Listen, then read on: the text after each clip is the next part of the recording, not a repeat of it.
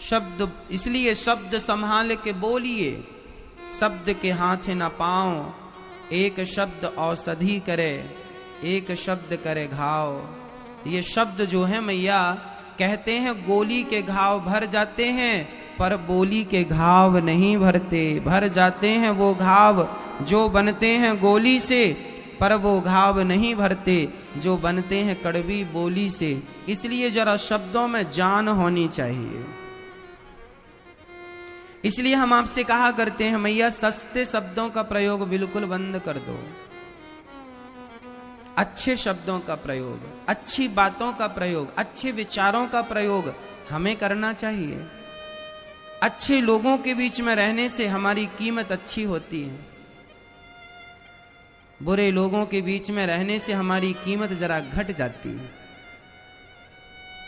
देखो ना, सब्जी वाले की तराजू में यदि मक्खी बैठ जाए तो उस मक्खी की कोई कीमत नहीं होती, लेकिन वही मक्खी उड़ करके यदि सुनार की तराजू में बैठ जाए तो कम से कम 500 रुपए की हो जाएगी वो एक मक्खी। कैसे भाई? तराजू में यदि सोने की तरफ मक्खी बैठ गई तो कुछ तो अपना वजन छोड़ेगी, और जितना छोड़ेगी तो सोने तो इतना सा भी 500 का मान लो, तो मक्खी जितना सोना 500 का तो होगा बाजार में, लगभग ज्यादा ही होगा, हम तो नहीं। 1 ग्राम की भी यदि मक्खी है, यदि आधे ग्राम की भी मक्खी है तो 1500 है। मतलब वही मक्खी यदि जाकर सब्जी वाले की दुकान में सब्जी की तराजू में बैठती, उसकी कोई वैल्यू नहीं है। लेकिन वही मक्खी यदि सोनार की तराजू में सोने की तरफ बैठ जाती है तो वक्त से गुण आते हैं, संगत से गुण जाएं, लोहा जड़ा जहाज में पानी में उतराए।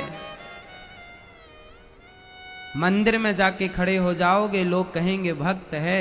शराब की दुकान में खड़े हो जाओ, मत पियो शराब, केवल खड़े हो जाओ, देखने वाला कहेगा बहुत बड़ा शराबी है। संगत ही तो है। तुम शराब की दुकान में खड़े, मत पियो शराब, तुम नहीं पीते हो, अच्छा है, लेकिन खड़े कहां हो? शराब की दुकान में, देखने वाला कहेगा शराबी है। और मंदिर में खड़ा है, तुम भक्त नहीं हो, तो भी देखने वाला कहेगा बहुत देर से खड़ा। भले तुम किसी की चैन चुराने के चक्कर में खड़े हो, भले तुम किसी का बटुआ चुराने के चक्कर में खड़े हो, पर मंदिर में खड़े हो तो देखने वाला कहेगा बहुत देर से खड़ा, जरूर भक्त होगा। संगत, मंदिर की संगत से भक्त बन गए, शराब की दुकान की संगत में चले तो शराबी बन गए। जीवन में बहुत महत्व रखता है संग। इसलिए आप ये निश्चित कर लीजिए कि आप किसकी संगत में रहना चाहेंगे, आपका संग क्या है। जैसा संग वैसा रंग। इसलिए हम कहा करते हैं सदा अपने आप को अच्छे लोगों के बीच में रखना, अच्छी विचारधारा के बीच में रखना, पॉजिटिव रहना, सकारात्मकता से बिल्कुल खचाखच भरे रहना। निगेटिविटी, नकारात्मकता का कोई स्थान ना हो आपकी जिंदगानी में। पॉजिटिव हो, सकारात्मकता से भरे हों। इसलिए हमारे कान कितने हैं? 2। हमें अपने कानों को बढ़ाना होगा। कैसे? इन कानों की शक्ति हमें ज्यादा से ज्यादा सुनना होगा और अपने लक्ष्य की ओर आगे बढ़ना होगा। कम बोलो, ज्यादा सुनो, आगे चलते रहो। ये हमारे जीवन में हमारी तरक्की, हमारे जीवन में हमारा संवर्धन करने वाली बातें हैं, हमें बढ़ाने वाली बातें हैं। यदि इन बातों पर अमल कर लिए तो आपकी तरक्की, आपकी कामयाबी को कोई रोक नहीं सकता। हम आपकी कामयाबी के मंत्र कथा में देते हैं। आप यदि सुन लें तो काम हो जाए, नहीं सुने तो फिर कथा कथा रह जाए। बातें वही हैं।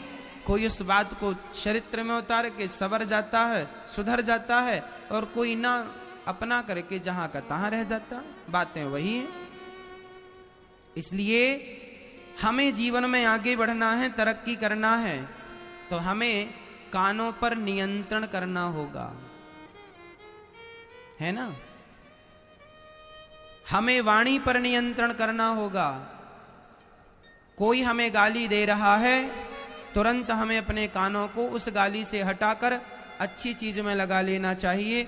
हमें गाली सुनना भी नहीं। कोई सुनाए, तू सुना रहा, सुनाता रहे भाई, पर हम ना सुने, हम अपने मन को कहीं और लगा लें। हमें क्या करना कि कोई हमें क्या कह रहा है, हम आगे चलें, हम अपने लक्ष्य की ओर चलें, आगे बढ़ें। आगे बढ़ो, आगे बढ़ो। जब आप आगे बढ़ोगे, आपको रोकने वाले 1000 लोग होंगे। आपकी मर्जी, आपको कहां कहां रुकना है। लेकिन एक बात बताऊं मैया, ट्रेन जब चलती है ना, तो मंजिल तक पहुंचने के पहले वो बहुत सारे स्टेशनों में रुकती है।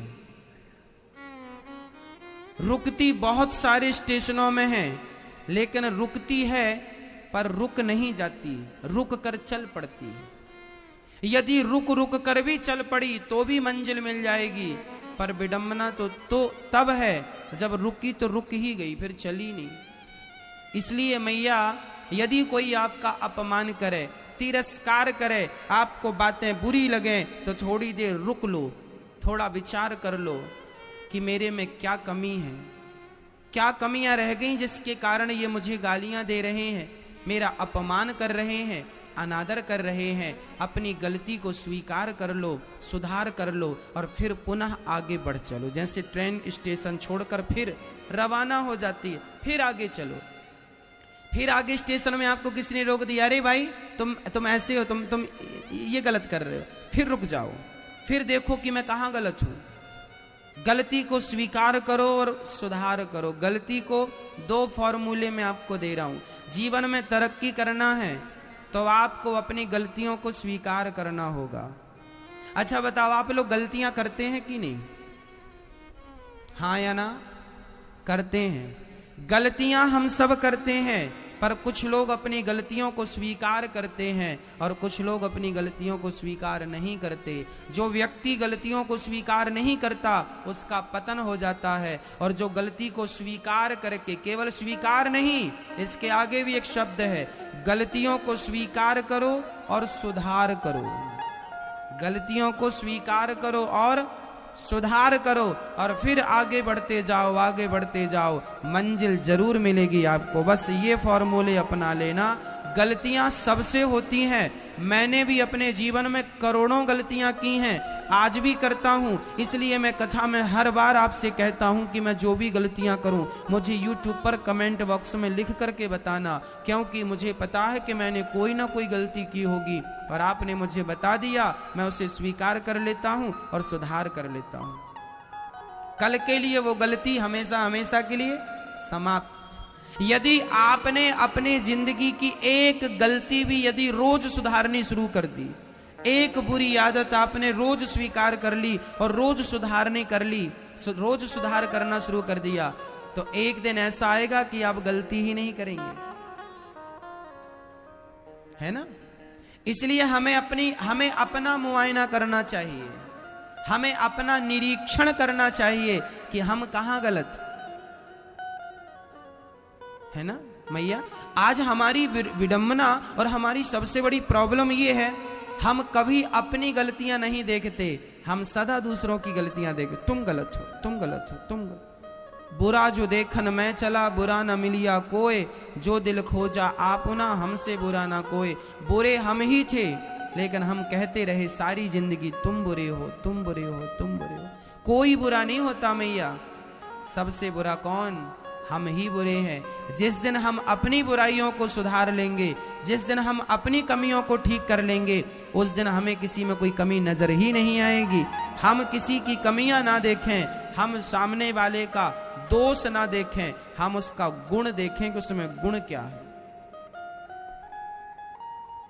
एक आदमी था, उस आदमी पर गांव के सभी लोगों ने एक एक पत्थर मारना शुरू किया। जरा सुनिएगा, ये आपकी और मेरी कहानी है। मान लो तो आपकी मेरी कहानी, ना मानो तो सिर्फ कहानी है। एक आदमी था, उस आदमी पर सारे गांव के लोगों ने पत्थर मारना शुरू किया। एक एक पत्थर मारा सबने, खूब पत्थर मारे और मार मार के गांव वाले आ गए। उस आदमी ने क्या किया, उसी पत्थरों को इकट्ठा किया जो पत्थर गांव वाले दे के गए हैं, और उसी पत्थरों की सीढ़ी बनाई और सीढ़ी बनाकर वो वहां तक पहुंच गया जहां उसे जाना था। शायद वो अपनी मेहनत से ना जा पाता, आज गांव वालों के सपोर्ट से वो वहां तक चला गया। जीवन में जब कोई आपकी गलती बताए, आपकी आलोचना करे, तो आप उनकी बातों को, उनके द्वारा फेंके पत्थरों को सीढ़ी बना लो और सीढ़ी बनाकर आगे चले जाओ। ये सीढ़ी कब बनेगी? जब आप अपनी गलती को स्वीकार करेंगे और सुधार करेंगे। यही सीढ़ी है। गलती स्वीकार कर लो और सुधार कर लो। इसलिए हमें सिर्फ अपनी गलतियां, अपनी बुराइयां देखनी चाहिए, अपना मुआयना कर लेना चाहिए। देखो फिर आप चमकोगे तारों की तरह। कान दो हैं, ज्यादा सुनो, ज्यादा सुनो, ज्यादा सुनो, मुंह एक कम बोलो। प्राचीन बरही की कथा भागवत जी में अद्भुत है। भागवत जी का एक प्रसंग है कि एक भरत जी थे, प्रियव्रत जी के वंश है। प्रियव्रतो भागवत आत्मा रामः कथम मुने ग्रहे रमत यन्मूलः कर्म बंधा पराभवः। प्रियव्रत जी का विवाह विश्वकर्मा की पुत्री से हुआ। इन्हीं के वंश में हुए हैं राजा भरत जी। इनके उपदेश से इनके 9 बच्चे तो योगेश्वर हो गए और भरत जी राजा बन गए। ऋषभ देव जी ने भगवत चिंतन करते हुए शरीर को त्यागा और भगवत प्राप्ति की। भरत जी जंगल चले गए सब छोड़ छाड़ करके, और वहां एक मृग में आसक्त हो गए। देखो, जीवन में कमियां ना हो। कमी क्या है हमारी कमी क्या है?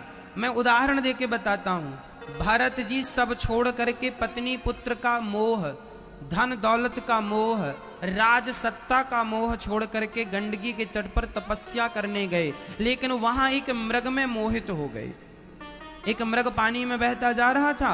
भरत जी को लगा बचा लूं, बचा लेना अच्छा था, पर बचा कर ले आए और उस मृग में इतने आसक्त हो गए कि मृग का चिंतन करते सोए, मृग का चिंतन करते जागे, दिन रात मेरा मृग, मेरा मृग, मेरा मृग। और अंत में जब मृग मरा तो भरत जी भी मृग का चिंतन करते करते मर गए। यमराज ने कहा तुम मृग का चिंतन करते आए हो, मृग बन करके जाना पड़ेगा। एक भक्त का पतन हो गया। कैसे हुआ? इस कथा का सार क्या है? ये कथा हमें क्या समझाना चाहती है? इस कथा को लिखने के पीछे हमारे ऋषि मुनियों का उद्देश्य क्या है? इसका उद्देश्य यही है भक्तों कि गंगा का पानी भी अपनी धार से रुक जाए। गंगा का जल भी अपनी धार से यदि रुक जाए, किसी गड्ढे में भर जाए, तो वह गंगा का पानी यदि अपनी बहती धार को छोड़कर गड्ढे में भर जाए तो वह गंगा का जल भी अशुद्ध हो जाता है। हाँ या ना? आप गंगा जी जाएंगे, गर्मियों में आप देखते हैं गंगा जी का पानी गड्ढों में भरा रहता। गंगा नदी में ही बहुत सारे गड्ढे होते हैं, धार अलग बह रही है, कुछ पानी गड्ढों में भरा। तो आप गंगा जी जाएंगे तो बहते हुए पानी में नहाएंगे कि गड्ढे के पानी में? बहता हुआ पानी शुद्ध है, जबकि ठहरा हुआ पानी अशुद्ध है। जो ठहर गया वह अशुद्ध हो गया। यही तो फंडा है, यही तो सिद्धांत है। जो पानी धार से जुड़ा है, जो चल रहा है, वह पानी शुद्ध होता है जो चल रहा है। और जो पानी रुक गया एक गड्ढे में, वह अशुद्ध हो गया। बस मेरी माँ, जो व्यक्ति सदा भगवान की ओर चलता रहा, भगवान की ओर बहता रहा, वह मनुष्य शुद्ध है। पर जो व्यक्ति अपने मोह ममता के गड्ढे में, मोह ममता के जाल में बंध गया और उलझ गया, वह अशुद्ध हो जाता है। भरत जैसे संत भी अशुद्ध हो गए। क्यों? क्योंकि एक मृग से प्रेम कर लिया, वो भी एक मोह ममता के गड्ढे में, जाल में फंस गए। और आपसे मेरी प्रार्थना है कि ये जाल, ये गड्ढा आपके जीवन में भी है। आप भी तो उलझे और फंसे पड़े हैं। इस उम्र में भी मेरा नाती, मेरा पोता, मेरा बेटा। अब हम कहते हैं इन सब से मन को हटा लो और मन को पूर्ण रूप से भगवान के श्री चरणों में लगा लो। इसी से हम सभी की भलाई है, इसी से हम सबका कल्याण होगा। प्रिय भक्तों, अपना सब कुछ संवारना चाहते हो तो इन बातों पर अमल करना सीख लो। संसार में रहना बुरा नहीं है। हम ये नहीं कहते कि संसार में मत रहो, रहो पत्नी के बीच में, रहो पुत्र के बीच में, रहो व्यापार के बीच में, सब करते हुए पर मन सदा भगवान के चरणों से जुड़ा रहे। मैं संसार में रहता हुआ भी संसार से अलग हूं। फॉर एग्जाम्पल, उदाहरण से समझते हैं। एक नारियल होता है कच्चा नारियल, एक नारियल होता है पका हुआ नारियल। दोनों में अंतर क्या है? कच्चा नारियल जो होता है, नारियल का जो गोला होता है, नारियल की जो खोपड़ी होती है, उस खोपड़ी से कच्चा नारियल चिपका हुआ होता है। आप कच्चा नारियल तोड़ेंगे तो खोपड़ी भी टूटती है और नारियल का गोला भी टूट जाता है। ये कच्चे नारियल का स्वभाव है। हमने नारियल को नहीं तोड़ा, हमने नारियल की खोपड़ी को तोड़ा, पर चूंकि नारियल कच्चा चिपका था, अब चिपका था तो वो भी। अच्छा आप लोग बताओ, आज मैं सवाल करता हूं आपसे, आप लोग बताओ, आज जो लोग भी आपके पास हैं, क्या आपको पता नहीं है कि एक दिन ये आपके जो पास में है एक दिन मर जाएंगे? क्या तुम्हें पता नहीं था कि तुम्हारी पत्नी मर जाएगी? हाँ हाँ पता था, तो फिर रोते काहे हो? क्यों इतना आंसू बहा रहे हो? और गई कहां? तुम पकड़ के लाए थे क्या भगवान के घर से? अरे जहां से आई थी वहां चली गई। और तुम रोते क्यों हो? कुछ दिनों की देर है, तुम भी तो वहीं जाओगे, अपनी तैयारी कर लो। दूसरे के मरने पर क्या रोते हो? तुम्हें भी तो जाना है, अपनी भी तो तैयारी में लगो। कब तक रोते रहोगे जमाने वालों के मरने पर? इसलिए समझदारी ये नहीं है कि कोई मरा तुम जाके रोने लग गए। समझदारी ये है कि ये याद रखो कि ऐसे हमें भी मर जाना है। हमारी क्या तैयारी है? क्या तैयारी की तुमने?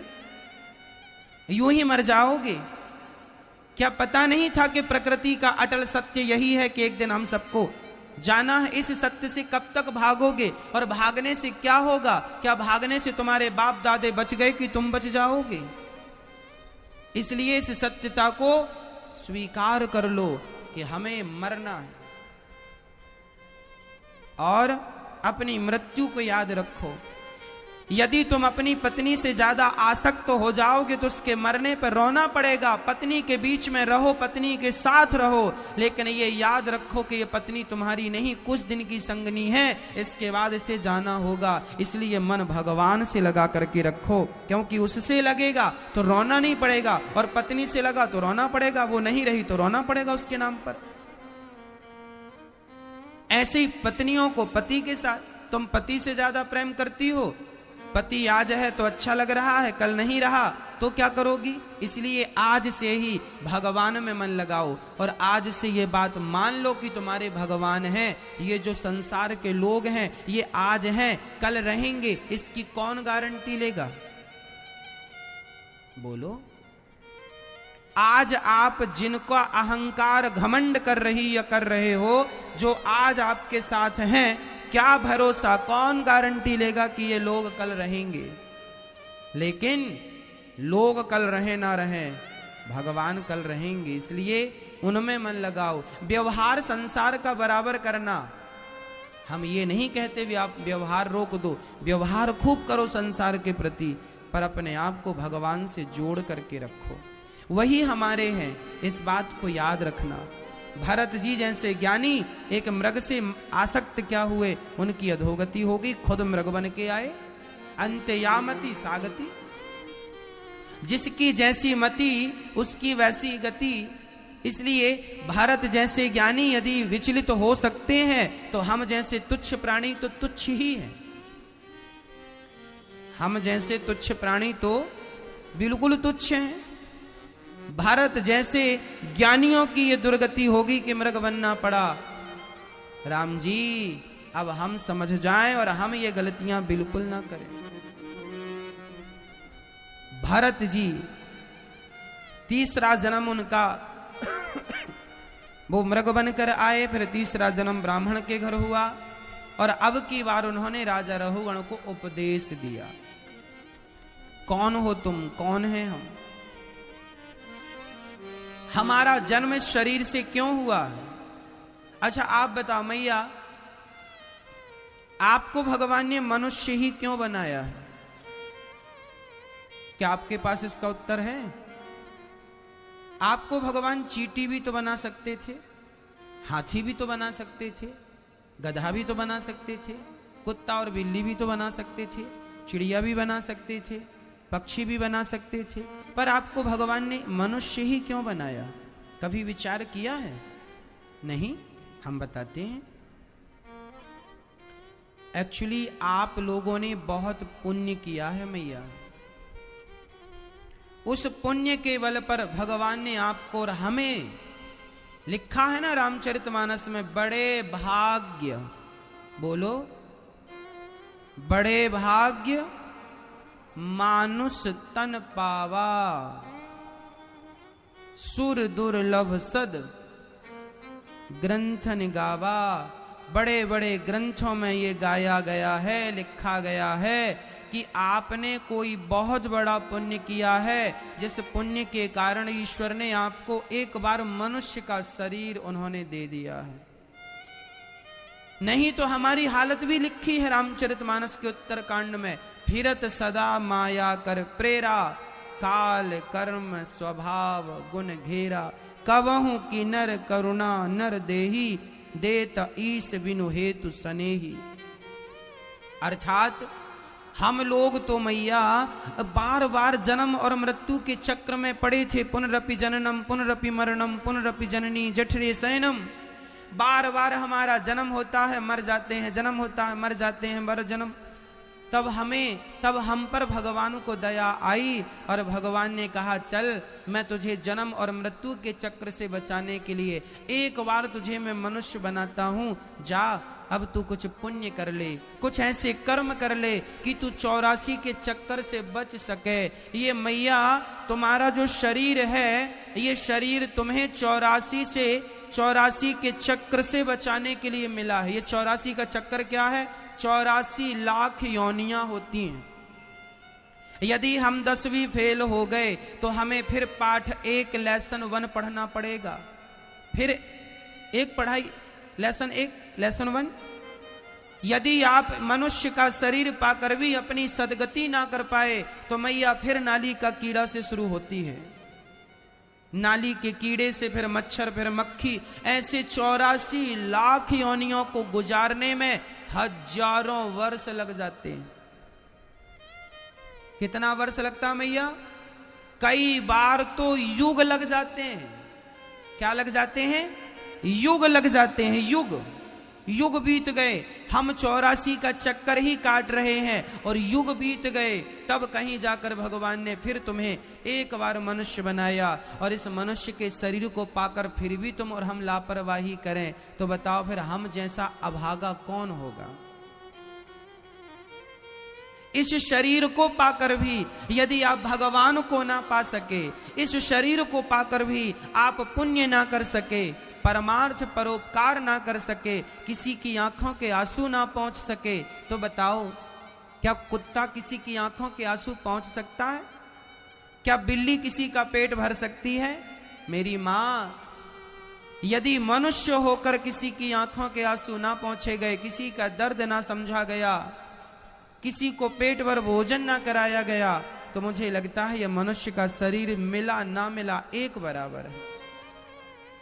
इसलिए इस शरीर के बारे में लिखा है, बड़े भाग्य मानुष तन पावा। बड़े भाग्य से मिला है मेरी मां। आप लोगों को फ्री में मिल जाने के क्या है, कुछ चीजें आदमी को फ्री में मिल जाए ना तो उस चीज की वैल्यू नहीं होती। अरे मिल गई फ्री में, आप मेहनत से 10 रुपए कमाएंगे, उस 10 रुपए की कीमत जो होगी, आपको रास्ते में 10 रुपए मिल जाए, रास्ते में मिले हुए 10 रुपए की आपके लिए वैल्यू नहीं होगी, लेकिन मेहनत से यदि आपने 10 रुपए कमाए हैं तो उस 10 रुपए की वैल्यू ज्यादा होगी आपके लिए। हाँ, उसी तरह आपने जो शरीर पाया है ये बड़े भाग्य से पाया है, बड़े जतन से पाया है। अब मैया गलती ना करो। देखो मैया, कुछ काम सब लोग करते हैं पर कुछ काम केवल मनुष्य कर सकता है। जैसे खाना, खाना केवल आप नहीं खाते, कुत्ता बिल्ली भी खाना जानते हैं, हाँ या ना? खाते हैं कि नहीं? यदि आप अपना पेट भरना जानते हैं तो सिर्फ आप नहीं, कुत्ता बिल्ली भी अपना पेट भर लेते हैं। यदि आप सोना जानते हैं, सोते हैं, तो कुत्ता बिल्ली भी खूब सो लेते हैं। और आप यदि बच्चे पैदा करना जानते हैं तो पशु पक्षी भी बच्चे पैदा कर लेते हैं। ये 3 काम सब करते हैं, चाहे चींटी हो, चाहे हाथी हो और चाहे मनुष्य हो। ये 3 काम सब करते हैं, खाना, सोना और बच्चे पैदा करना, ये सब काम। और तुम भी यही कर रहे हो। यदि मनुष्य होकर तुम केवल सो ही रहे हो तो क्या तुम्हें मनुष्य का शरीर सोने के लिए? सोने के लिए तो कुत्ता भी सो लेता। यदि तुम खा ही रहे हो दिन रात तो खाने को तो बंदर भी खा लेता है। बच्चे ही पैदा करना है, सुअर तो एक बार में 12-12 बच्चे पैदा कर लेते हैं। तो कोई बड़ी बात नहीं है। ये 3 काम सब कर रहे हैं, सबके लिए सुलभ है। लेकिन फिर भगवान ने हमें मनुष्य क्यों, यदि 3 काम ही करने थे तो हम ये 3 काम तो किसी भी योनि में कर सकते थे, किसी भी शरीर से कर सकते थे। लेकिन इस शरीर को भगवान ने इसलिए दिया है कि इस शरीर से केवल भगवान को पाया जा सकता है, उस ईश्वर को पाया जा सकता है, उसकी आराधना, उसकी उपासना इस शरीर से की जा सकती है। जबकि कुत्ता बिल्ली के शरीर से भगवान की उपासना नहीं की जा सकती। सत्संग इस शरीर से किया जा सकता है, जबकि कुत्ता बिल्ली के शरीर से सत्संग नहीं किया जा सकता। भगवान का नाम इस वाणी से लिया जा सकता है, जबकि कुत्ता बिल्ली की वाणी से भगवान का नाम नहीं। अरे हमारे गले जैसा, हमारी वाणी जैसी वाणी बताओ भला किसकी है? और इतनी मधुर वाणी पाकर भी तुमने राम नाम ना जपा, तो फिर तुम्हारी वाणी ना होना एक बराबर है। इसलिए कहता हूं मेरी मां, अपनी इन कानों से तुमने भगवान की कथा ना सुनी तो क्या सुना? इन आंखों से बिहारी जी का दर्शन ना किया तो क्या किया? इन पांवों से चलकर वृंदावन ना आए तो कहां गए? इन हाथों से दान पुण्य नहीं किया तो क्या किया? क्या किया? फिर हाथ तो बंदर के पास भी होते हैं, हाँ या ना? होते, लेकिन उनके हाथों में और आपके हाथों में अंतर है। बंदर को जब हम केला खिलाते हैं तो बंदर का बच्चा केला खाने लगे तो उसकी मां छीन कर अपने बच्चे का केला खुद खा लेती है। बंदरिया का बच्चा यदि केला खा रहा है और बंदरिया ने देख लिया तो वो केला खुद खा लेती है उससे लेकर। उसके अंदर परोपकार की भावना नहीं है कि मेरा बेटा है भूखा है वो खा लेना। वो जानवर हैं, उनके अंदर इतनी बुद्धि नहीं है। वो ये नहीं जानते कि ये मेरा बेटा बच्चा है तो ये भूखा है। वो गले से लगाए रहेगी अपने बच्चे को, इतना जानती है मेरा है, गले से चिपकाए रहेगी, पर खाएगा तो कुछ खाने नहीं देती है, छीन के खुद खा लेती है। ये बंदरिया का स्वभाव होता है, हम रोज देखते हैं। अर्थ क्या हुआ मैया? हाथ तो बंदर के पास भी होते हैं, लेकिन उनके हाथ कभी परोपकार के लिए बढ़ते नहीं हैं। यदि मनुष्य का हाथ पाकर भी तुमने इन हाथों को परोपकार के लिए नहीं बढ़ाया तो फिर बताओ कि इन हाथों का, इन हाथों में और बंदर के हाथों फिर क्या अंतर है? क्या अंतर है? इसलिए आपका शरीर जो है वह भगवान को पाने के लिए ईश्वर ने दिया है, ना कि संसार में रमने के लिए। ये संसार हमारा तुम्हारा नहीं है मैया। संसार में ज्यादा मोह ना कर लेना, संसार में ज्यादा मन ना लगा लेना। ये जरूर याद रखना कि यहां से आगे भी हमें यात्रा पर जाना है। ये तो अभी स्टार्ट हुई है हमारी यात्रा, अभी तो बहुत लंबा। एक पड़ाव पूरा करके दूसरे पड़ाव पर जाना है।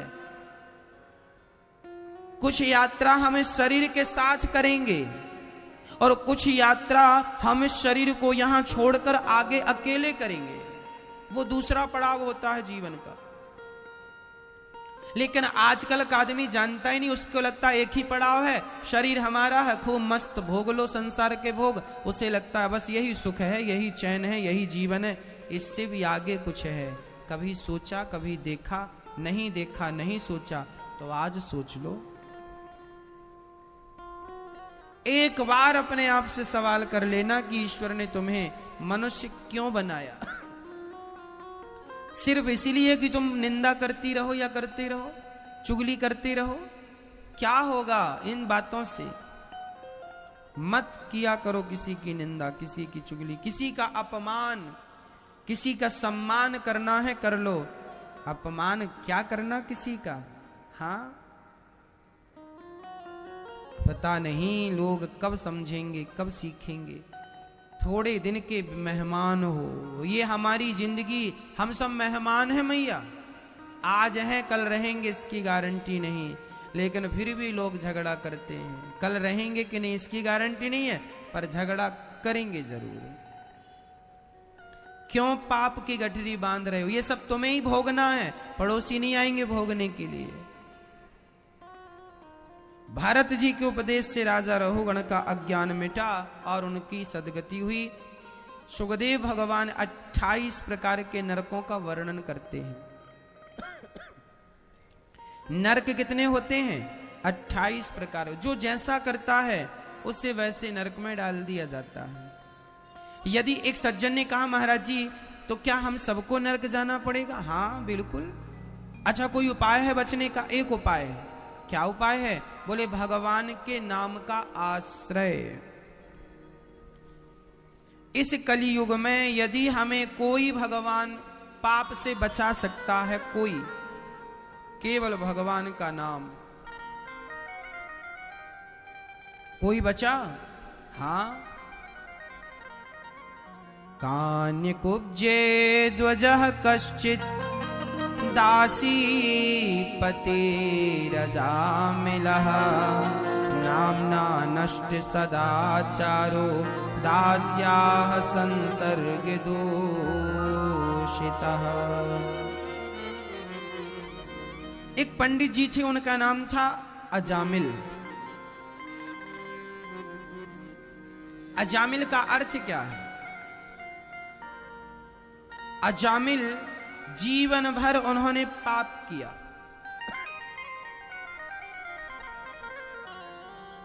सारी जिंदगी पाप करते रहे, पत्नी के लिए, पुत्र के लिए।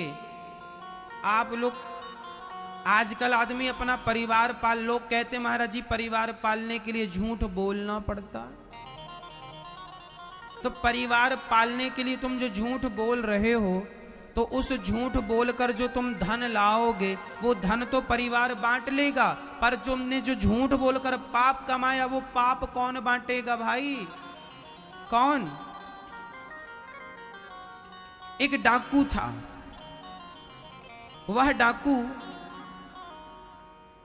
वहां से निकलने वाले प्रत्येक व्यक्ति का सोना जंगल में लूट लिया करता था। एक दिन नारद जी वहां से निकले तो डाकू ने कहा बाबा तुम अपना धन दे दो हमें। नारद जी ने कहा हमारे पास तो कोई धन नहीं है। डाकू ने कहा तो फिर अपना ये तमूरा हमें, पत्नी और पुत्र धन तो बांट लेंगे, पर ये बताओ तुमने लोगों को जो मार डाला उनका जो पाप तुम्हें लगा, क्या वो तुम्हारा पाप तुम्हारी पत्नी और तुम्हारा पुत्र भोगेगा? डाकू बोले क्यों नहीं भोगेंगे, जब धन बांटा है तो पाप भी बांटेंगे। नारद जी बोले जाकर पूछ कर आओ कि तुम्हारा पाप तुम्हारी पत्नी और तुम्हारा पुत्र बांटेगा कि नहीं। जाकर पूछा, डाकू गया पूछने, अपनी पत्नी से बोला क्यों, मैं जो पाप करता हूं तुम पाप भोगोगी? पत्नी समझदार थी, पत्नी ने कहा स्वामी जी पाप तो अपना अपना भोगना पड़ता है, हम आपके धन को तो बांट सकते हैं, पाप नहीं बंटता। पुत्र से पूछा, क्यों बेटा तुम हमारा पाप लोगे? पिताजी, धन तो पिता का बेटे को ही मिलता है, पर पाप तो सबको अपना अपना भोगना पड़ता है। मैया, आपके धन का, आपके धन को बांटने वाले हजार हो सकते हैं, लेकिन आपके पाप को बांटने वाला कोई नहीं होगा। आपकी संपत्ति के अधिकारी बहुत हो सकते हैं, लेकिन आपके पाप का अधिकारी तो केवल आप हैं। वो डाकू वहां से चला, नारद जी के चरणों में प्रणाम करके बोला, महाराज बड़ा अपराध हो गया, मैं सारी जिंदगी पाप करता रहा, लोगों को मारता रहा, लोग रोते रहे, भीख मांगते रहे जिंदगी की, पर मैं उनके गले कुल्हाड़ी से काटता रहा। अपनी पत्नी और अपने पुत्र के लिए मैंने कितना पाप किया है। धन तो सबने बांट लिया, अब मेरा पाप मुझे मिला, अब बताओ मैं कैसे पाप से मुक्ति पाऊं? नारद जी ने कहा, ये लाठी गड़ा दिया जमीन में, कहा बेटा राम राम बोलना। वो डाकू इतना मूर्ख था, नारद जी बोले राम राम बोलना, नारद जी चले गए तो वो भूल गया कि क्या बोला था बाबा जी ने। वो मरा मरा बोलने लगा, उल्टा उल्टा, मरा मरा मरा मरा मरा मरा मरा मरा मरा। और जब उल्टा उसने मरा मरा जपा, और जब 2 बार मरा बोला तो 1 बार राम निकला, मरा मरा मरा मरा मरा मरा मरा मरा मरा मरा। तो मरा मरा जपने से उसका जो सूखा डंडा गाड़ा, बड़ी श्रद्धा से सबका त्याग करके जो राम राम जपना स्टार्ट किया, उसने बांस का डंडा हरा भरा हो गया और अंत में उसे भगवत प्राप्ति हो गई। वह भगवान के धाम को चला गया। अंत में परिणाम यही निकला कि सारे पापों से बचना हो तो भगवान के नाम का आश्रय लेना ही पड़ेगा, जैसे कि उस डाकू ने भी लिया। किसका आश्रय लिया? इसलिए कहता हूं मैया, परिवार के लिए ज्यादा पाप ना किया करो। आप लोग कहते हैं महाराज जी परिवार के लिए झूठ बोलना पड़ता है। परिवार, भैया तुम हलवा पूड़ी ना खा के रोटी ही खाते रहो, काहे तुम पाप कर रहे हो? कौन भोगेगा? ये पाप की गठरी जब तुम्हारे सिर पे आएगी तुम्हारी गर्दन टूट जाएगी, इतना वजनदार होता है पाप।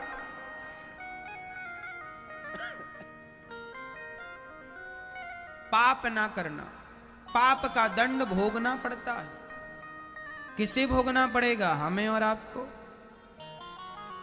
एक ही उपाय, अजामिल ने सारी जिंदगी पाप किया पर मरते समय एक अच्छा काम हो गया, उनके मुंह से भगवान का नाम निकल गया।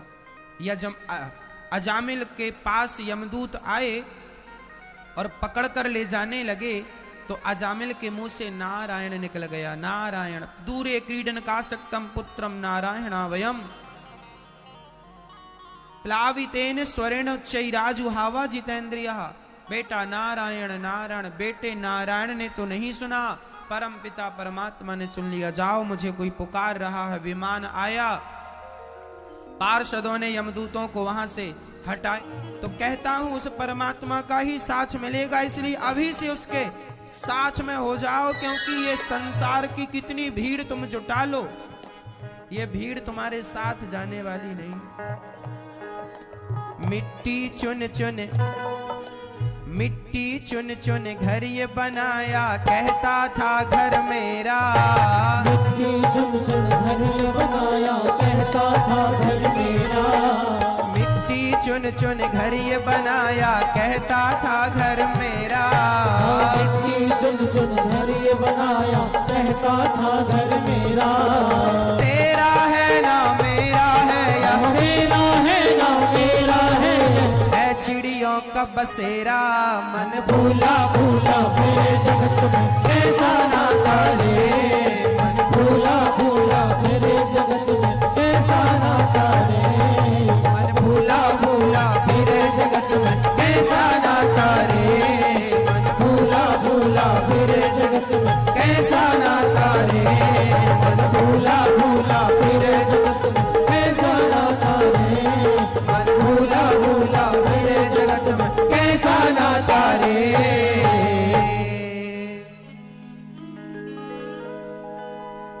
देह समा गया, आग के मुख में बचा न कुछ भी तेरा। पुण्य कमाई किया जो तूने वही बचा अब तेरा। मन फूला फूला फिरे जगत में कैसा नाता रे। इसलिए हम कहा करते हैं इतने सारे नातेदार आपके हैं, एक रिश्ता भगवान से जोड़ लेना। जमाने के रिश्ते काम ना आएंगे, ये लिख कर रख लो। जमाने के रिश्ते तो काम आएंगे ही नहीं, आएगा तो केवल गोविंद का रिश्ता काम आएगा। अभी से मान लो, जान लो और अभी से इस काम पर लग जाओ। जमाने के इतने रिश्ते निभाते हो, एक भगवान कभी निभा लो। नाता एक राम जी से, ये नाता बन जाए। अजामिल बड़े समझदार थे, भगवान से नाता जोड़ लिया।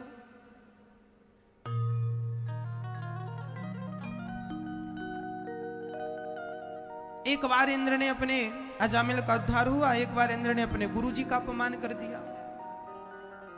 गुरुजी नाराज हो गए। तब वृत्तासुर विश्वरूप को गुरु बनाया। विश्वरूप की हत्या इंद्र ने कर दी, क्योंकि राक्षसों को उन्होंने आहुति दे दी।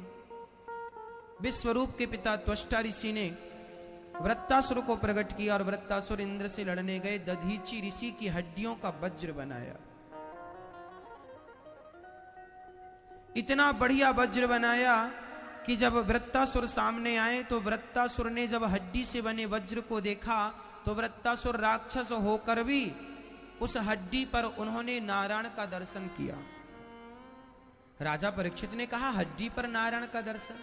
बोले, वो दधीची ऋषि की हड्डियां थी और दधीची ऋषि सदा नारायण कवच का पाठ करते थे और नारायण कवच का पाठ करते करते वह नारायण उनकी हड्डियों में समा गए और उनकी हड्डियों का भी जो दर्शन करता तो उनकी हड्डियों में भी नारायण का ही दर्शन होता था। सच कहता हूं, भक्त में भगवान का ही दर्शन करना चाहिए। भक्त में किसका दर्शन करना चाहिए? भगवान का। भक्त ही भगवान का भजन करता करता करता करता वह भगवान का चिंतन करता खुद भगवान हो जाता। इसलिए भक्त में सदा भगवान का दर्शन करो। भक्ति भक्त भगवंत गुरु चतुर नाम वपु एक, इनके पद वंदन किए नासत विघ्न अनेक।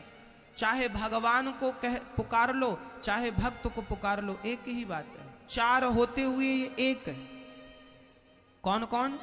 भक्ति, भक्त, भगवंत और गुरु, ये चार चार होते हुए भी एक है, एक ही तत्व है। इसलिए जब दधीची ऋषि की हड्डियों का, अच्छा दधीची ऋषि कौन? दधीची ऋषि भगवान का भजन करते। एक दिन इंद्र गए, इंद्र ने कहा दधीची ऋषि से कहा, अपनी हड्डियां दे दो। अब बताओ, आपसे कोई आपकी हड्डियां मांगे, आप दोगे? उसी की हड्डी पसली तोड़ दोगे? हड्डी मांगता, ले, उसकी तोड़ के उसकी पकड़ा दोगे, ये रख लो जा। लेकिन हमारे भारत में ऐसे ऐसे दानी हुए हैं जिन्होंने अपनी हड्डियों का भी दान किया है। अर्थ क्या है? परोपकार के लिए मैया, परोपकार के लिए यदि शरीर का भी दान करना पड़े तो शरीर का दान कर देना चाहिए, परोपकार के लिए। ये भारत देश महान क्यों है? क्योंकि यहां परोपकार है। सारी दुनिया कितना भी धन कमा ले, कितना भी नाम कमा ले मैया, पर शांति जितनी भारत की भूमि में है इतनी कहीं नहीं है। यदि आप लोग शांति आपके जीवन में नहीं है तो इसका कारण यही है कि आपके जीवन में संतोष नहीं है। इसलिए थोड़ा संतोष रखा करो। हम लोग खुश रहने वाले लोग हैं, जहां रहते हैं, जैसे रहते हैं, जिस हाल में रहते हैं, खुश रहते हैं। हम तो हड्डियों का भी दान करने वाले ऋषि मुनियों की संतान है। दधीची ऋषि ने हड्डी दान कर दी। मोर ध्वज ने अपने बेटे को दान कर दिया था आरे से चीर कर। हाँ या ना? कथा हमने कई बार सुनाई है आपको। राजा हरिश्चंद्र ने अपनी पत्नी और अपने बेटा को दान कर दिया, रोहित को बेच दिया बाजार में धर्म के लिए, सत्य के लिए। पत्नी और पुत्र को भी बाजार में, अरे पत्नी पुत्र क्या कहे, मजबूरी थी तो हरिश्चंद्र ने अपने आप को भी बेचा है। किसके लिए? अपने आप को बेच दिया बंदे ने, पर अपना धर्म, अपना सत्य नहीं छोड़ा। ये परिभाषाएं हैं सत्य की और धर्म की। इतना भी कठिन, इतना भी सरल नहीं है मैया धर्म, लेकिन इस धर्म की आप रक्षा करोगे तो वह आपकी रक्षा जरूर करेगा। धर्मो रक्षति रक्षिता। धर्म की रक्षा करो, धर्म आपकी रक्षा करेगा। प्रिय भक्तों, श्री हमारे भारत में ऐसे ऐसे दानी हुए हैं। राजा शिवी का नाम सुना होगा आपने। एक बार राजा शिवी की गोद में कबूतर आके गिरा तो राजा शिवी ने उसे बचाया। वो कबूतर एक बहेलिए का था। उसने कहा हमारा कबूतर दे दो, मैं इसे मारकर खाऊंगा, ऐसा बहेलिए ने कहा। राजा ने कहा ये कबूतर मेरी गोद में आया है और शरण में आए हुए की रक्षा करना मेरा धर्म है। तो बहेलिए ने कहा एक दूसरा उपाय है, कबूतर के वजन का आप मांस दे दो, मैं तो मांसाहारी हूं, मांस खाऊंगा। अच्छा तो ठीक है। वो राजा इतने धर्मात्मा थे कि वो चींटी की भी हत्या करना पाप मानते थे। उनको लगा कि कबूतर के वजन का मांस मैं किसका लाऊं, जिसका लाऊंगा उसे तो मारना पड़ेगा। तो राजा ने कहा मेरा मांस ले लो। एक तराजू बांधी, एक पलड़े पर उस पक्षी को रखा और दूसरे पलड़े पर राजा शिवी ने अपनी जंघा का मांस तलवार से काटकर रख दिया। पर पक्षी का वजन ज्यादा था तो दूसरी जंघा का मांस काटा, फिर भी ज्यादा। तो अपनी छाती का मांस काटा, फिर भी पक्षी ज्यादा। फिर अपना पांव काट दिया। देखो एक राजा एक पक्षी को बचाने के लिए अपना पांव काटता, फिर भी पक्षी का वजन बढ़ गया। पता नहीं चमत्कारी पक्षी था। अंत में राजा ने अपने दूसरा पांव काट दिया और फिर भी वजन बढ़ा तो अपना सिर पकड़ के अपनी गर्दन काटने लगा। तो उस पक्षी से भगवान प्रकट हो गए, राजन मैं तुम्हारी परीक्षा ले रहा था। ऐसा राजा जो पक्षी की रक्षा के लिए अपना बलिदान करने लग गया, ऐसे राजाओं के बल पर यह धर्म टिका हुआ है, यह सत्य टिका हुआ है, यह पृथ्वी टिकी हुई है। एक वो राजा थे हमारे भारत के जो पक्षी को भी नहीं मारते थे और आज के लोग मुर्गा मुर्गी और बकरा बकरी और मछली को मार मार के खा जाते हैं। एक वो समय था और एक ये समय है।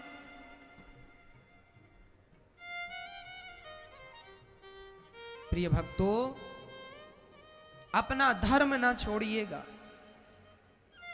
अपना सत्य ना छोड़िएगा। किसी भी हाल में हमें अपने धर्म का त्याग नहीं करना, अपने सत्य का त्याग नहीं करना।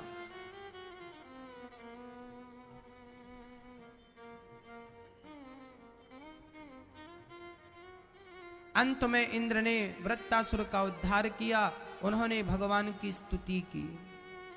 वृत्तासुर ने कहा दास मैं प्रभु, मरते समय अजामिल ने कहा प्रभु मैं आपकी भक्ति नहीं कर सकता, कोई बात नहीं, आपके भक्तों की भक्ति कर लूं, आपके भक्तों की भक्ति कर लूं तो मेरा कल्याण। मुझे अपनी भक्ति मत देना, अपने भक्तों की भक्ति दे दो, इसी से मेरा उद्धार हो जाए। प्रभु मैं आपको याद करता रहूं।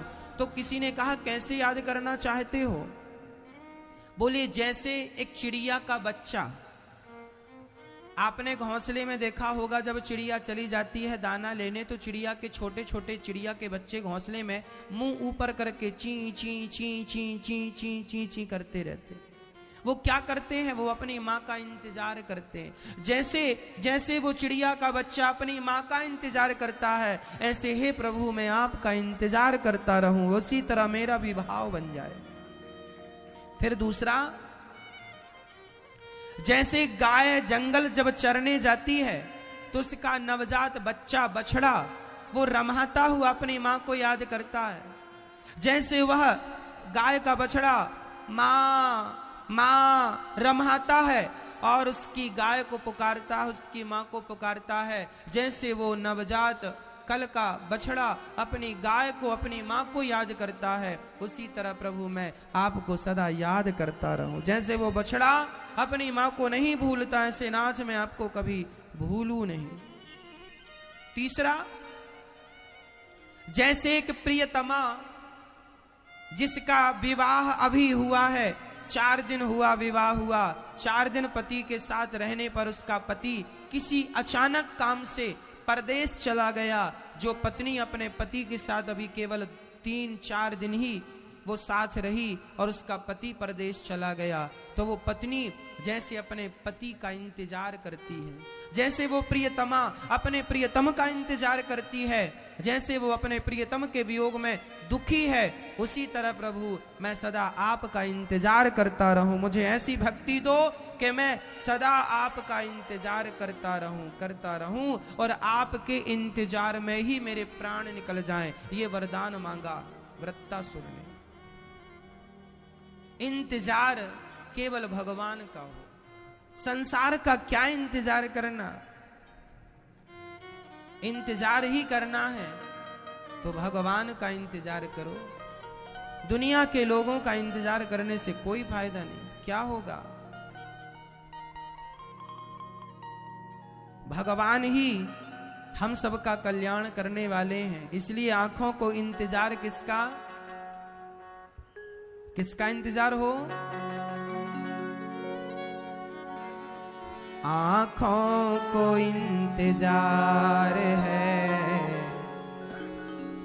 सरकार आपका। जी तो वायु के वेग से अधिक उनका वेग था। चिड़िया को बिठाए और वहां से हजारों किलोमीटर दूर हिमालय की एक गुफा पर चिड़िया को छोड़कर आ गए। गरुण जी आए तो यमराज जी बाहर आए। यमराज जी ने यहां वहां देखा, वो चिड़िया नजर नहीं आई। गरुण जी मुस्कुराए। गरुण जी बोले क्या हुआ, चिड़िया को देख रहे हो। यमराज जी बोले हाँ हाँ, चिड़िया कहां गई। गरुण जी ने कहा पहले ये बताओ कि आप चिड़िया को देखकर हंसे क्यों थे। यमराज जी बोले कि आज मैं इसलिए हंसा क्योंकि आज ब्रह्मा जी की बात झूठी होने वाली थी। क्या बात झूठी होने वाली थी। बोले ये चिड़िया आज मरने वाली थी, परंतु इसकी मृत्यु का स्थान यहां से हजारों किलोमीटर दूर। वो चिड़िया कितनी भी तेज उड़ती तो वो अपने मृत्यु के निश्चित स्थान तक नहीं पहुंच पाती। मतलब आज ब्रह्मा जी की लेखनी गलत होने वाली है। ब्रह्मा जी ने इसकी मृत्यु का स्थान भी लिखा है, पर चिड़िया तो यहां मेरी आंखों के सामने। पर ये बताओ गई कहां। यमराज जी बोले गलत नहीं लिखा ब्रह्मा जी, मैं अभी अभी वहीं छोड़ के आ रहा हूं, हजारों किलोमीटर। यमराज जी ने देखा, बोले जहां आप छोड़ के आए हैं वो अजगर का मुंह फाड़े बैठा था, उसके मुंह पे ही छोड़ के आए हो। कितनी भी चतुराई हम कर लें पर मौत से नहीं बच पाओगे। बस हिरण्यकशिपु भी कुछ ऐसे ही चतुर था। प्रहलाद पर बड़ा अत्याचार। बहन होलिका आई, प्रहलाद को लेकर बैठी बुआ जी। होलिका जल गई, प्रहलाद जी का बाल भी बांका नहीं हुआ। पढ़ने के लिए संडामर्क के पास भेजा और वहां पढ़कर के जब वो आए तो पिता ने पूछा बेटा तुमने क्या पढ़ाई की, क्या अच्छा पढ़ा। तब उन्होंने बताया कि पिताजी मैंने 9 प्रकार की बातें सीखी हैं। नवधा भक्ति। अच्छा क्या है ये। पिताजी कथा सुनना पहली भक्ति है।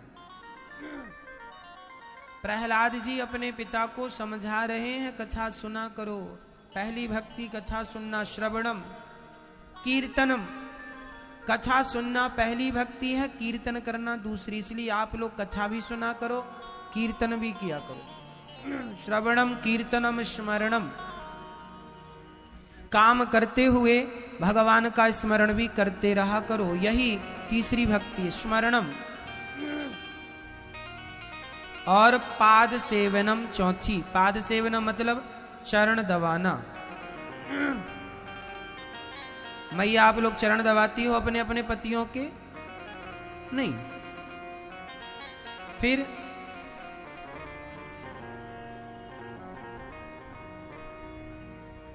चलो सासू मां के चरण दबा लिया करो। सास के चरण दबाती हो मैया? रोज नियम बनाओ कि 10 मिनट 5 मिनट सास के पास बैठोगी और चरण दबाओगी, 5 मिनट 10 मिनट पति के पास बैठोगी, चरण दबाओगी। जिस घर की स्त्री अपने पति के चरण दबाती है, जिस घर की बहू अपने सास के चरण दबाती है, उस घर में सदा लक्ष्मी माता का वास होता है। लक्ष्मी जी उनको ज्यादा पसंद करती हैं जो चरणों से जुड़ी हैं, क्योंकि लक्ष्मी खुद माता भगवती भगवान नारायण के दिन रात चरण दबाती रहती, इसलिए उनको चरण दबाने वाले लोग ज्यादा पसंद हैं। इसलिए ये दास अनिरुद्ध माओ के चरण दबाता है। आप भी चरण दबाएंगे तो आपके घर में भी सब कुछ आएगा। धन धान्य की कभी कमी नहीं होगी आपके जीवन में यदि आप चरणों से जुड़ेंगे तो। इसलिए अपने आप को छोटा कर लो, सरल कर लो, सहज कर लो, चरणों से जुड़े रहो। क्या फायदा? लक्ष्मी जी चरणों से जुड़ी हैं भगवान नारायण के। तो देखो ना, लोग नारायण को कम बुलाते हैं, लक्ष्मी को ज्यादा बुलाते रहते हैं, क्योंकि वो चरणों से जुड़ी हैं। जो चरणों से जुड़ जाता है उसकी कीमत बढ़ जाती है। सिंपल भाषा में समझो। पाद सेवनम, इसलिए अर्चनम, चरण दबाओ। ये दास अनिरुद्ध दबाता है, वृद्ध माओ की सेवा करता है। आप भी करो अपनी अपनी माँ की। आपके भी माँ है कि नहीं घर में? सासू माँ है तो सासू माँ की सेवा किया करो। माँ है आपकी खुद की माँ, जन्म देने वाली है तो पांव दबाया करो, जरा बैठा करो 5 मिनट साथ में। माँ कैसी हो, दवाई लिया कि नहीं, कोई दिक्कत तो नहीं है, कोई कमी तो नहीं है, थोड़ा पूछा करो, हाल चाल जाना करो, है ना। नवरात्रि चल रही है, ये नवरात्रि माता की ही रात्रि है। माता को याद करो, अपनी माँ के चरण दबाओ। एक बेटा वैष्णव देवी की यात्रा में निकल गया। एक दिन अखबार में मैं पढ़ रहा था कि एक बेटा अमेरिका रहने लगा। माँ कहती है बेटा थोड़ा हमारे पास रह ले, बस हम मरने ही वाले हैं, मर जाएंगी, तू चला जाना। माँ बहुत काम है, मैं नौकर रख देता हूँ ना। तो बेटे ने अपनी माँ की सेवा के लिए एक नौकर रख दिया, बड़ा अच्छा विश्वास पात्र। और बेटा चला गया, माँ रोकती रही, रुका नहीं, चला गया। एक दिन नौकर बाजार सब्जी लेने गया तो उसका एक्सीडेंट हो गया, नौकर का। अच्छा, घर में 2 ही लोग थे, एक बूढ़ी माँ और एक नौकर। बूढ़ी माँ ऐसी कि बिस्तर से उठ ना पाए, नौकर ही सब करता। और नौकर का भी एक्सीडेंट हो गया, कोमा में चला गया। वो कोमा में गया तो यहां माँ बिस्तर में पड़ी पड़ी मर गई। बहुत दिन हो गए, बेटे को ना नौकर का नंबर मिल रहा, ना माँ का, ना कोई। बेटा बहुत दिनों बाद, महीनों बाद आया, आकर दरवाजा तोड़ा, देखा तो माँ के शरीर का सारा मांस चींटियां खा चुकी थी, केवल हड्डी हड्डी रह गई थी, ढांचा। पूछा लोगों ने बेटे से, कितना पैसा कमा के ले आए, कितनी इज्जत कमा ली, कितना नाम कमा लिया। अमेरिका गए थे पैसा कमाने, कितना ले आए? क्या करोगे? पैसा बांध के ले जाओगे सिर पे? मैया, इस धरती से हमारे साथ पैसा नहीं जाएगा, जो सेवा करके पुण्य कमा लोगे वही पुण्य हमारे साथ जाएगा। इसलिए अपनी बूढ़ी माँ का दर्द समझ लो और बूढ़ी माँ की सेवा। अरे उस माँ ने तुम्हारी सेवा में कोई कसर नहीं छोड़ी, उस माँ ने तुम्हारी सेवा में कोई कसर नहीं छोड़ी। तुम्हें जरूरत पड़ी दवाई की तो दवाई कराई, तुम्हें जरूरत पड़ा भोजन की भोजन, तुम्हें पढ़ाया लिखाया। माँ के पास भले पैसे नहीं थे, पड़ोसन से मांग मांग के तुम्हें पढ़ाया है। और आज तुम इतने पढ़ लिख गए कि अपनी उस माँ को भूल गए जिस माँ ने पैसे उधार ले लेके तुम्हारी जरूरतें पूरी की हैं। इतना निर्दयी तो देखो कुत्ता भी नहीं होता भारत का। वो कुत्ता भी एक रोटी खाता है ना तो रात भर पूंछ हिलाकर तुम्हारे द्वार पे ही बैठा रहता है, हाँ या ना? हमारे भारत का कुत्ता जिसकी रोटी खाता है जिसकी रोटी खाता है रात भर उसके द्वार पर जागकर चौकीदारी करता है। बोलो हाँ या ना। हमारे देश का तो कुत्ता भी वफादार है, लेकिन बच्चे जिस माँ का दूध पीते हैं उसी को भूल जाते हैं। तो बताओ, तुमसे बढ़िया तो वो कुत्ते हैं जो एक रोटी की कीमत तो चुकाते हैं, तुम तो माँ के दूध का भी ऋण ना चुका सके। कहो जी, क्या यही फर्ज है तुम्हारा कि अपनी मां को भूल जाओ? ये नवरात्रि है, मां में भगवान नजर ना आए, उसे पत्थर में भगवान नजर आ जाएंगे। इसलिए ये दास अनिरुद्ध वृद्ध माओ में, अपनी माओ में भगवान को देखता है। हम अपनी माओ में भगवान को देखते हैं, हम आप लोगों में भगवान को देखते हैं। हमें भगवान की खोज करने के लिए ना हिमालय जाने की जरूरत है, ना कंदराव में जाने की जरूरत है।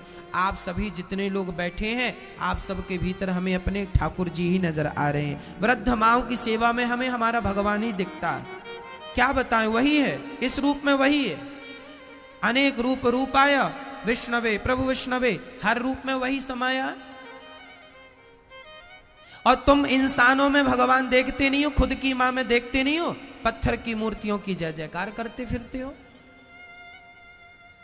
हम ये नहीं कहते कि मूर्ति नहीं पूजना चाहिए, हम खुद पूजा करते हैं। हम ये कह रहे हैं कि इंसानों में भगवान को देख लोगे तो पत्थर में भी तुम्हें कुछ दिख जाएगा, इंसानों में ही नहीं दिखा। यदि स्कूल में तुम काखा गाघा समझ लोगे, पहाड़े में तुम काखा गाघा समझ लोगे, पढ़ लोगे, तो अखबार पढ़ना आ जाएगा। और अखबार पढ़ने के पहले तुमने पहाड़ा ही पढ़ना नहीं सीखा, तुमको पहाड़ा ही नहीं आता, तो क्या अखबार आएगा?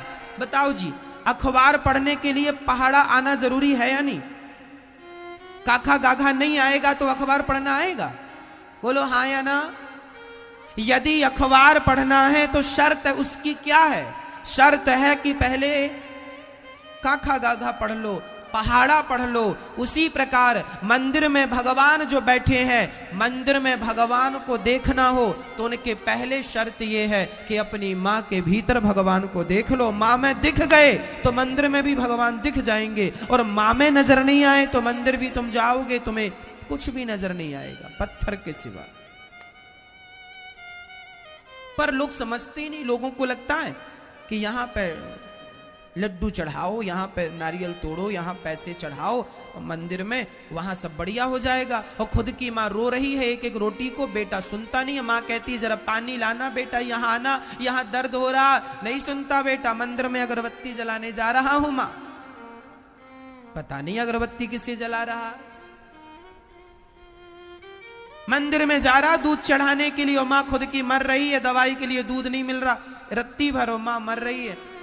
कब समझोगे? हम ये नहीं कहते कि तुम मंदिर जाना छोड़ दो, लेकिन माँ की सेवा करने के बाद समय मिल जाए तो मंदिर चले जाना। मैं सच्ची बताऊं मैया, पहले हम रोज बिहारी जी का दर्शन करने जाते थे, आजकल रोज नहीं जा पाते। क्यों? क्योंकि पहले समय था, अब समय नहीं होता।